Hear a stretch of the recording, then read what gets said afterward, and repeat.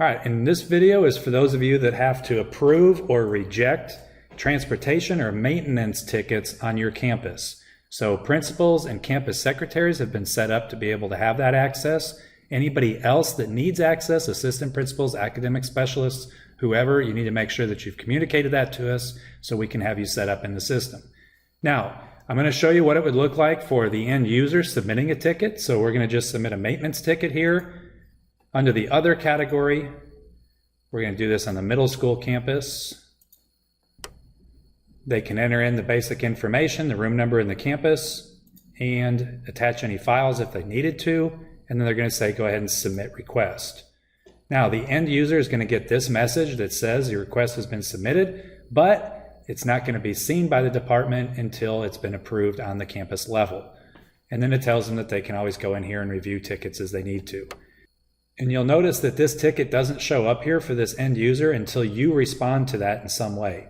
Now we'll go ahead and switch over and look at this from a perspective of somebody that can approve the ticket. Depending on the access for people, they may also see other options like being able to see all the tickets on their campus. But this is the option we need to be able to make sure that we approve the tickets. You click on pending my approval. You'll see that there is a ticket listed here that we know is what we just put in. We click on it, and this banner right up here tells us, hey, we need to click on this to approve it. We're going to go ahead and reject this one. We'll go ahead and take a look at what that looks like for the other person so that we know that they get what they need. So the original submitter at this point now can go ahead and click on the review my request. This has been a closed request now from their perspective because you rejected it. They can click on that ticket right here. And they can see up here that the state of this ticket is now deleted and it has been completed. So that's how they're going to know that this is no longer something that's going to be turned in because of that state. Now we're going to go ahead and enter another ticket just like that again. We submitted it and we'll finish. And again, it's not in our list. We're going to go back in now as an approver. Go to pending my approval. Click on the ticket that's waiting for approval. So in this case, I'm going to go ahead and add that note. Something along the lines of why it was rejected or approved. Say submit. Now everybody's going to be able to note that, but I'm going to go ahead and approve this one.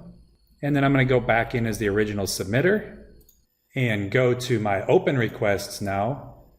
And I can see that I've got this ticket right here. Here was the note that they left for the transportation or maintenance department or for the original submitter. And you can see that this one was approved, and we can see that the state for this is now open. So that's how things are going to look as far as what you need to do to approve a ticket, to add a note to a ticket, and what it looks like from the end user who originally submitted that ticket, whether or not it was rejected or approved. And then in the process, they would be getting emails during all this stating what's going on with that ticket. If you felt like you needed to add somebody else to the ticket at any given point, you can do that manually up here by clicking on the Add Additional Contact option, just like we show in the Submitting a Ticket video if you have watched that. So that's all you need to know about how you're going to need to approve tickets and what the status of those tickets is going to look like for your end user. Hope this video helped.